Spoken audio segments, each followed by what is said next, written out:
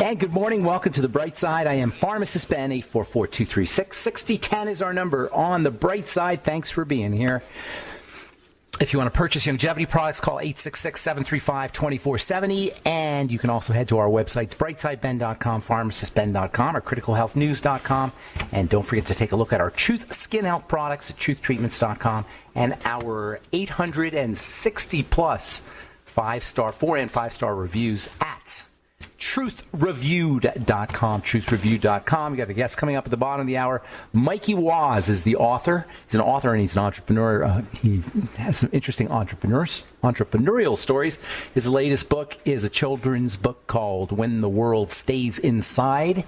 And it's written for kids, but it's got some pretty interesting ideas in it. We'll talk to Mikey Waz at the bottom of the hour and get your calls. Next segment, 844-236-6010. All right, so we've been talking about the distinction between water and fat, the distinction between hydrophilic and lipophilic. This distinction is founded in electricity. There's a relationship between the distinction between of water and fat and pH. pH, the measurement of acidity, is only a function of water-soluble material because pH or acidity requires a dispersion of electrical energy that comes from water-soluble nutrients, water-soluble substances, we'll say.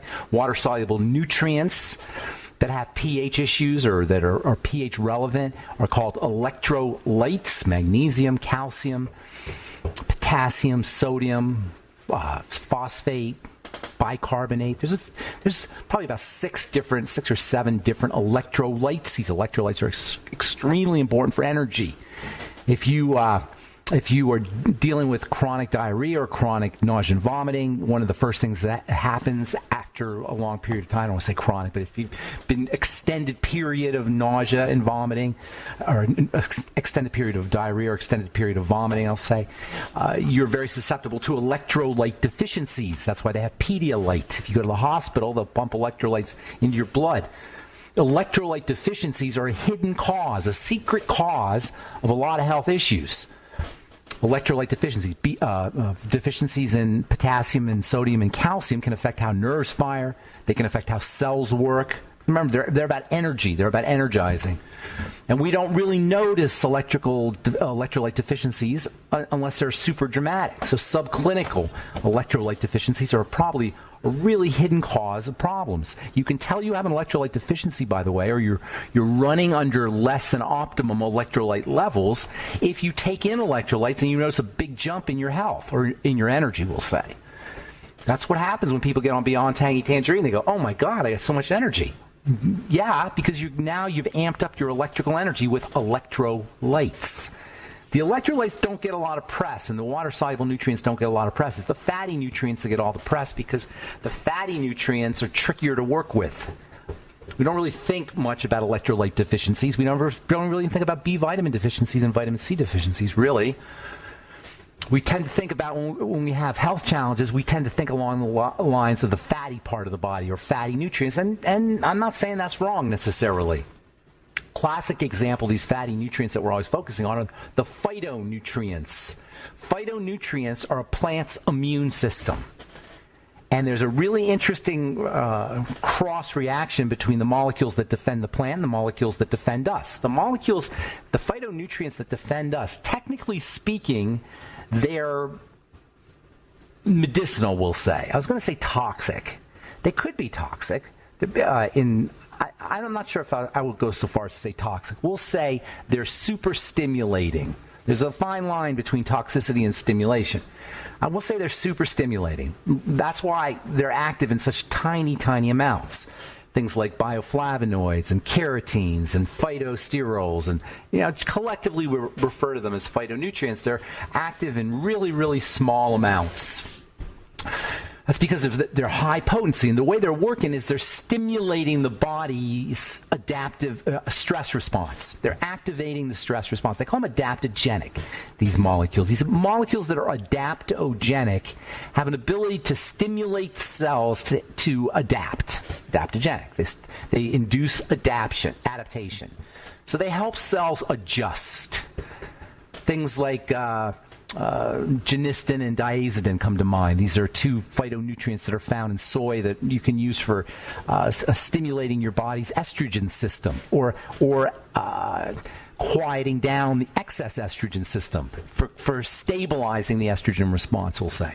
Phytoestrogens, that's how they work. But phytoestrogens are not there for you. They're there for the plant. They're actually protection for the plant. A phytoestrogen is a way a plant protects itself. But when we take the phytoestrogen, it stabilizes our estrogen. That's why they'll tell people who have issues, estrogenic issues, to use phytoestrogens. It seems counterintuitive. Say, well, why would I want more estrogen in my body if I'm already got an estrogen problem? Well, the phytoestrogens from nature, from plants, have an adaptation. They stimulate adaptation. They stimulate balance. So if you have too much estrogenic activity, they'll kind of calm it down. If you don't have enough, they'll turn it up. This is really interesting phenomena that adaptogens have. And herbal or plant nutrients that aren't part of the Mighty 90 essential nutrients, and there's thousands of these things, mostly they're flavonoids, but there's thousands of them, have interesting adaptogenic balancing properties where they can help a cell adjust to the environment. That's why they're so darn important. That's why eating vegetables and fruits are so important. There's way more phytonutrients in vegetables and fruits. You have to deal with the fructose, but nonetheless, fruits and vegetables have these phytonutrients that have the adaptogens that aren't part of the Mighty 90 essential nutrients. They're not part of the Mighty 90 essential nutrients. They're not considered essential. And the reason they're not considered essential is because when we were developing the concept of essentiality, we didn't really have detection mechanisms. We didn't really have super high-powered electron microscopes in the early 1900s when essentiality was being developed. Our essential vitamins, nutrients, really, the last one that was discovered to be essential, I think, was probably vitamin E in the 40s or 50s. There might have been, I think they just made inositol essential in the 70s or 80s. But it's most of the essential nutrients were determined. What was determined what was essential was by the 1940s. They were pretty much all done. And we didn't really have these high-powered detection instruments that we have today. And it could very well be that if we did, we would consider these phytonutrients to be essential. They are that important for helping cells adjust. There's just no full-blown disease from like beta-carotene deficiency or zeaxanthin deficiency or fucoidin deficiency, because there's no deficiency disease. They don't consider them essential, but they still are super, super important. And while they may not be essential just to survive, they are definitely essential to thrive. And they're all fatty, by the way. And that's really the important point here, is that they're fatty and they're hard to access. All right, I'm Pharmacist Ben. 844-236-6010 is our number. We'll be back after this.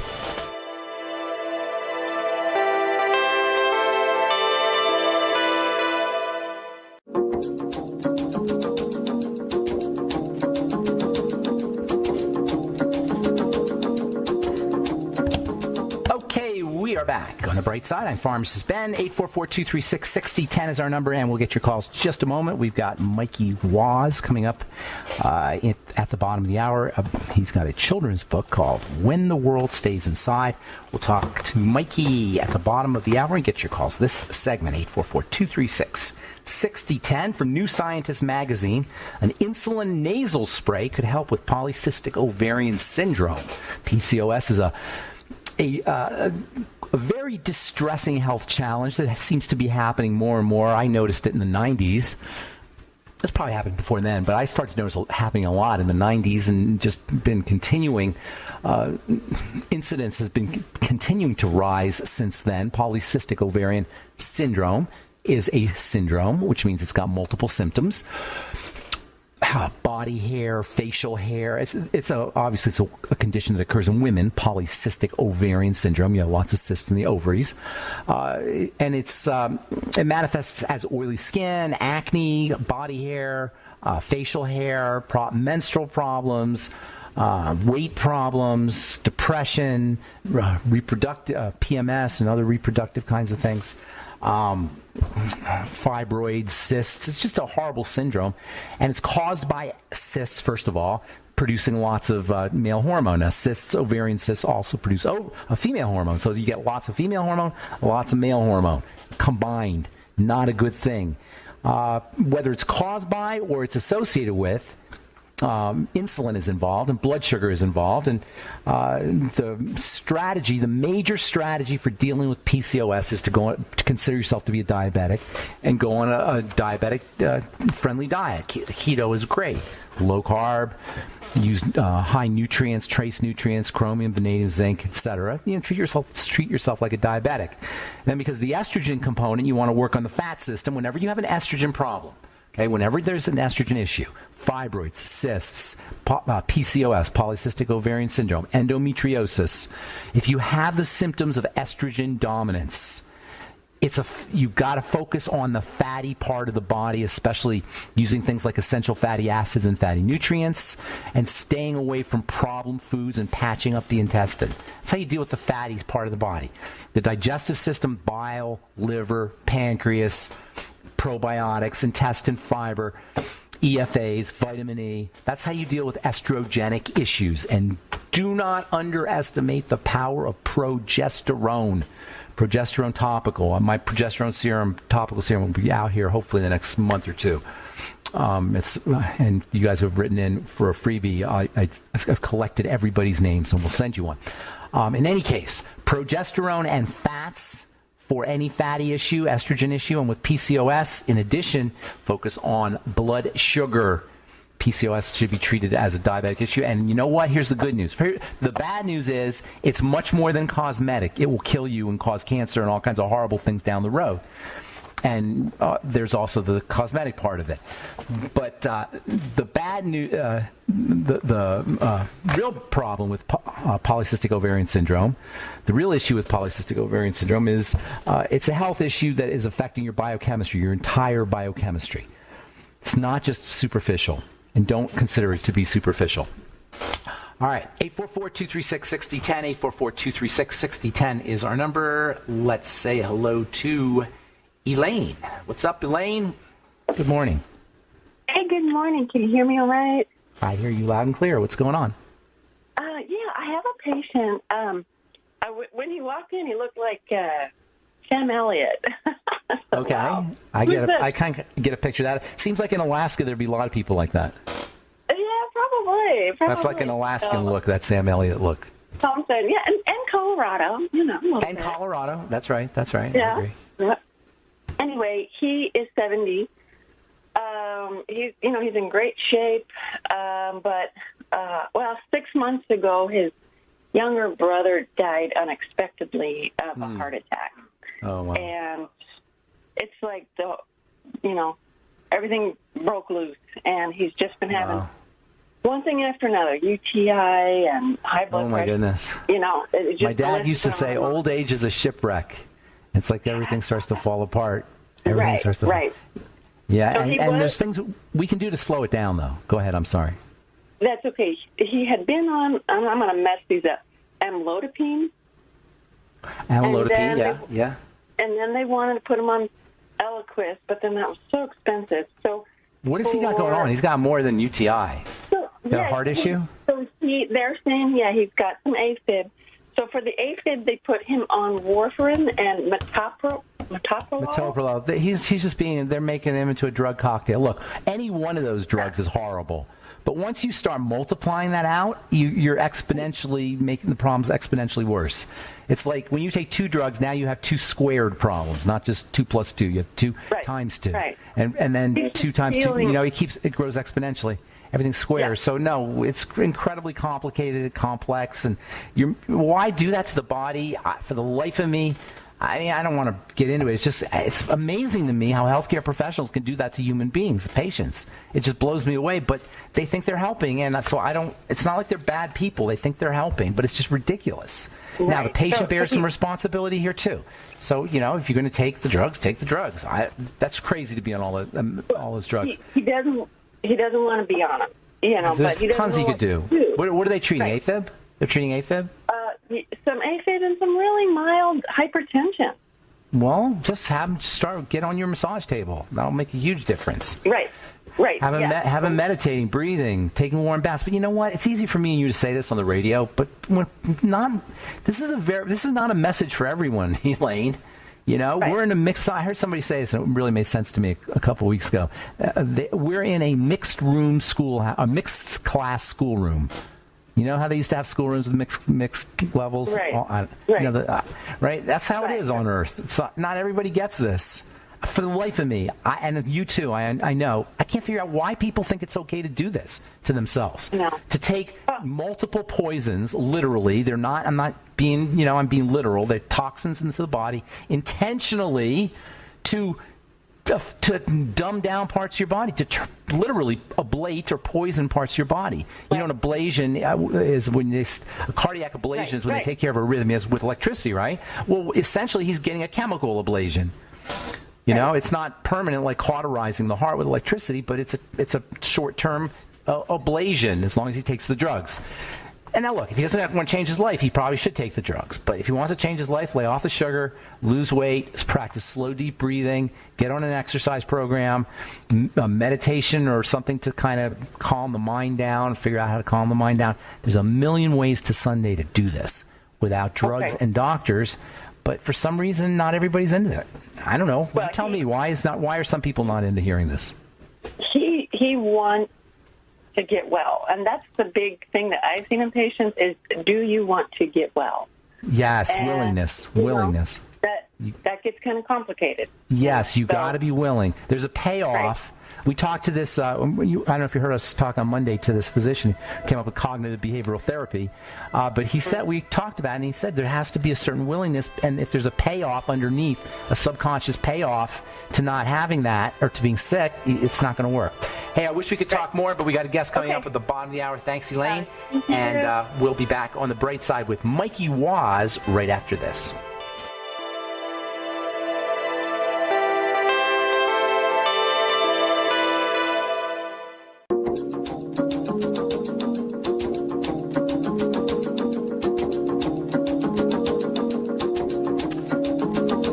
Okay, we are back on the bright side. I'm Pharmacist Ben, and I am very excited to have our guest on. Mikey Waz is the author of When the World Stays Inside, a children's book about lockdowns and about COVID and all the craziness that's going on today. Mikey, I sometimes wonder, what are kids thinking? Like how hard it must be for a 2-year-old or a 3-year-old when they see people running around with masks. Welcome to the bright side, by the way. What's your thoughts on that? Thanks for having me, Ben. Well, I mean, I think, as I'm not even a parent, so I really didn't have a clue what kids were thinking, but all I really knew is what I was thinking, and that's, what am I going to do? What do we do with all of this time? You know, what do we do with these, with things that we don't understand? And there's a lot, frankly, that we don't understand right now. Yeah, there's a lot we don't understand all the time, and learning to live with what you don't understand without freaking out is probably a wise strategy, something to shoot for. Learning to deal with the mystery, and there's so much, as you say, mystery. So, what is it that kids need to know about this, or what do you want kids to know about? Well, I think the whole message of the book, was about trying to help kids find some, if not answers, some way to look at this in a positive light. You know, I think that's what I was struggling with when I decided to write this, was just like, how do we move from this experience, this globally shared experience, something that's really never happened before in our time, and how would we move past it with any kind of positive message? I mean, there's a lot of tragedy that's happening, but I think that for a lot of us, we have to find a way to reconcile it and to come to terms with it. And I think that this book tries to deliver that message, that to use this time for as an opportunity for personal growth, to connect with the people you really love, to kind of to develop new skills, and really just to kind of take it for what it is to most of us. And that's a really unique opportunity to have a lot of time to spend with people very close to us. Now, you say that, but what about somebody who doesn't have any money, doesn't know how they're going to pay the rent, they lost their job, they have no health insurance, there's somebody sick in the family, all the horrible things that are associated with it. It's easy to say, well, now's the time to connect with your loved ones.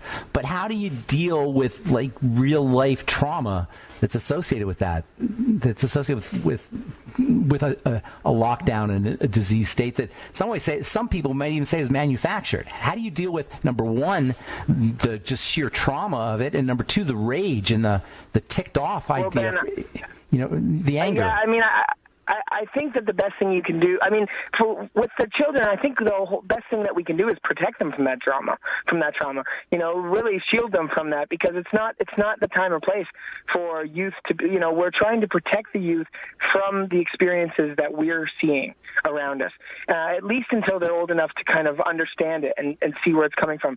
And this book is a way, I think, a method to shield them from that, to for us to kind of take on that trauma ourselves and give our youth something more positive. Can you use the book to like develop skills that will help you just in life in general, aside from this, what we're going through, or is it only focused, do you think, on the specific historical incident? No, the book is dedicated to this incident because it's what inspired us to write it and create it. But it's actually more global. The whole notion of when the world stays inside, it could relate to hurricanes. It could relate to snow days if you're living in a place that deals with a lot of those. It could it could relate to anything that brings families indoors. And sometimes those times inside, it just feels like it's a break from routine. It's a break from tradition. And so it can be really kind of worrisome, and it can be, you don't really fully understand it. And so I think for this book, it's really just taking those opportunities to say, okay, when the world stays inside, we can take time to do all of the things that we didn't have time to do before. And this isn't a universal message. There's going to be people who are experiencing much more diverse, troubles and worries. But I think for this, it's just about saying, all right, kids, if we're spending the day inside, let's take this time to bake. Let's take this time to clean. Let's take this time to learn something.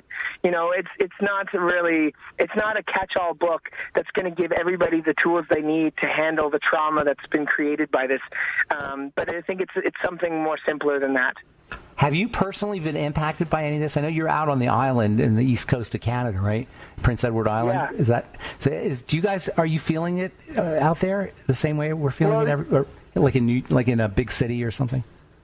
I can't really speak to everybody, but I know that when we wrote this book back in March, everything went on lockdown, and everybody was told to stay home. And everybody in our community, they listened to the objectives of the province, and so everybody did stay inside. Now things have opened up for us a great deal because of our reactions. We don't have very many restrictions here because we don't have any active cases in our province. We don't have any, it's completely controlled. And so we're not dealing with the same restrictions now. But back in March, I will say that I was dealing with a great deal of anxiety and worry. And I'm not a person who typically wrestles with those emotions. But when you see the news and when you see it plastered all over everything that you're scrolling through, everybody, I think, shared that experience of not knowing how bad this would be, not knowing how bad it already was. And everybody was looking for questions, and nobody really had the answers.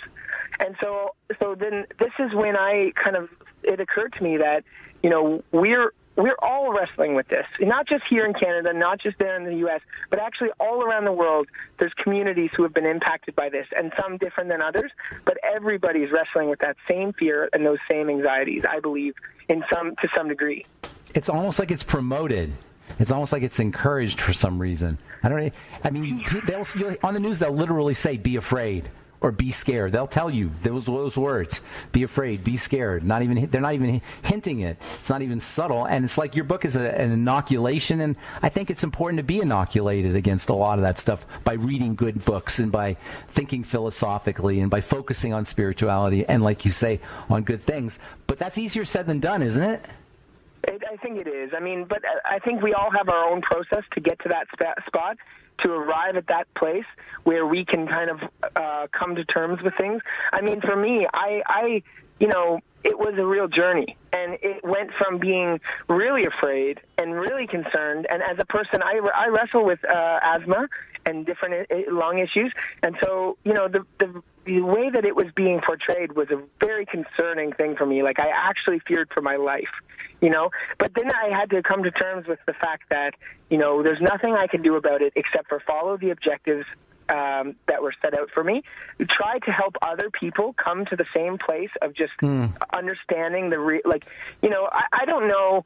I don't know what the answer is in terms of, how afraid should people be? How much should we use that fear to coax them into following guidelines? Like, I do believe that if everybody has a reasonable amount of fear and follows objectives to a reasonable degree, we can prevent this from getting overblown.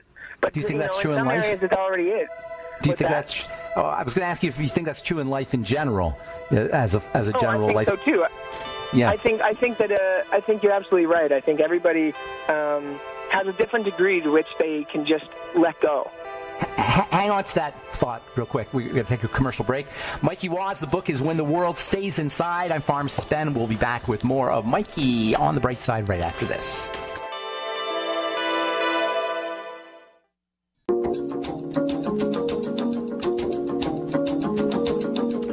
Okay, we're back on the Bright Side talking to Mikey Waz. His book is When the World Stays Inside. Mikey, before we went to break, we're broaching this topic of fear, which is kind of interesting, I think. How much of what we're dealing with do you think is existential fear? Not just fear about the specific event, but fear, just the built-in fear of being alive?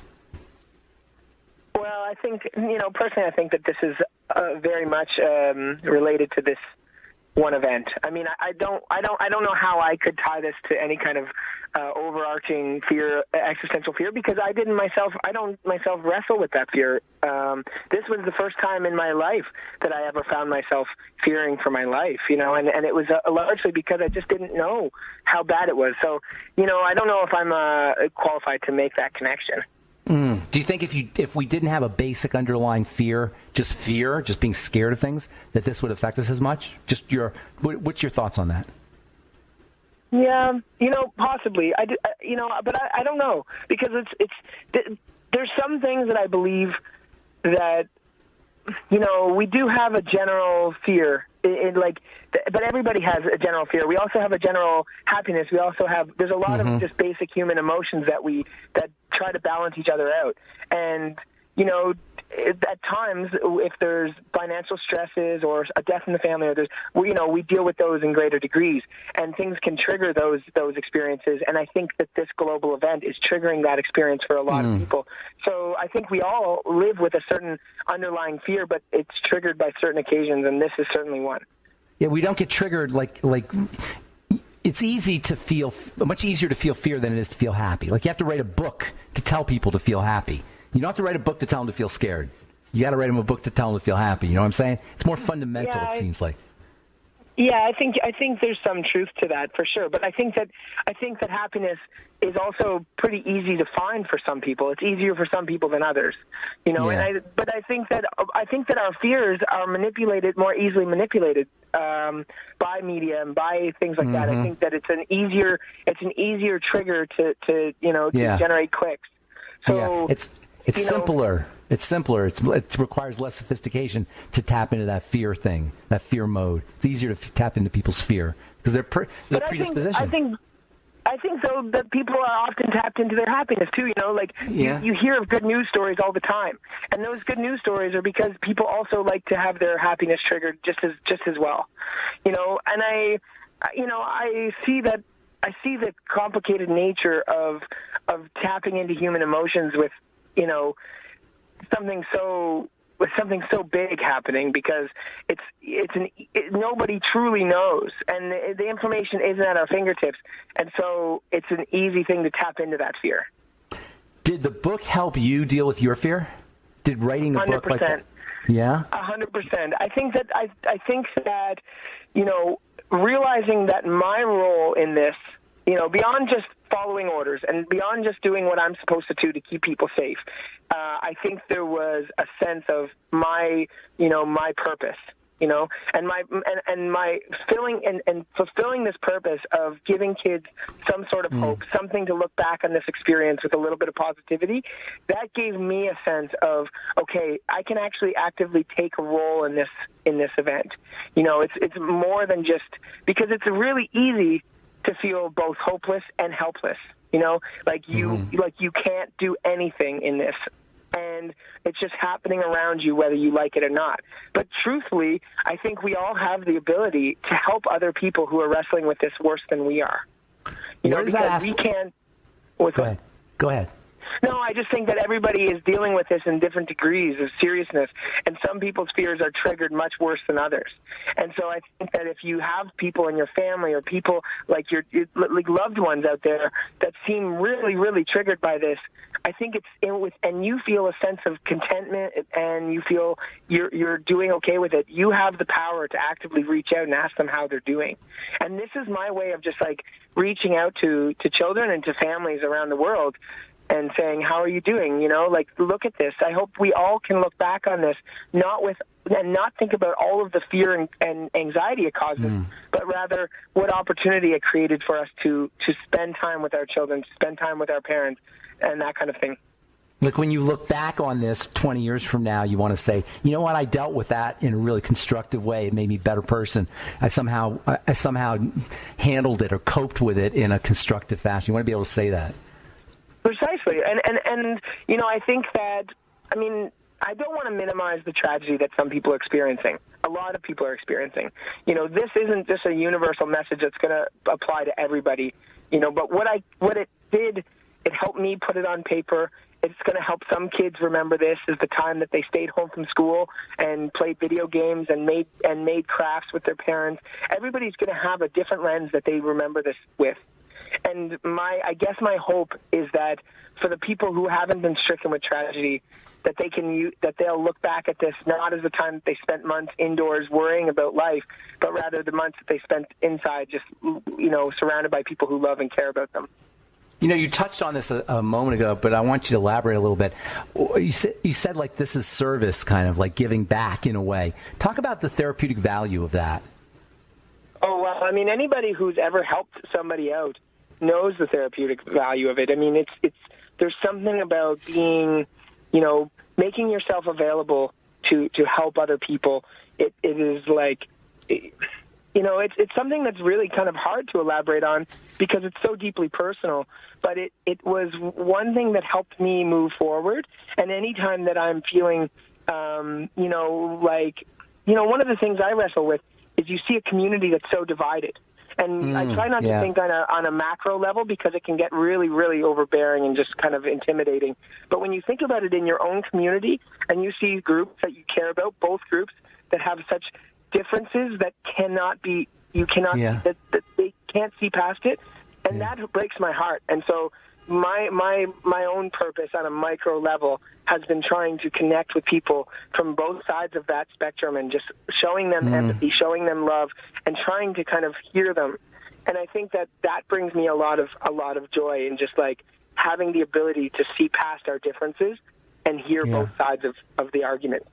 Yeah, and it's kind of interesting that you're appealing to children because children don't really have that issue of red team, blue team, Democrat, Republican, Trump and Biden and all the divisions that we have in the world. That doesn't affect children until they reach a certain age, right? It's kind of interesting. No, and hopefully it doesn't affect anybody anytime. Like the amount of the amount that I want to say.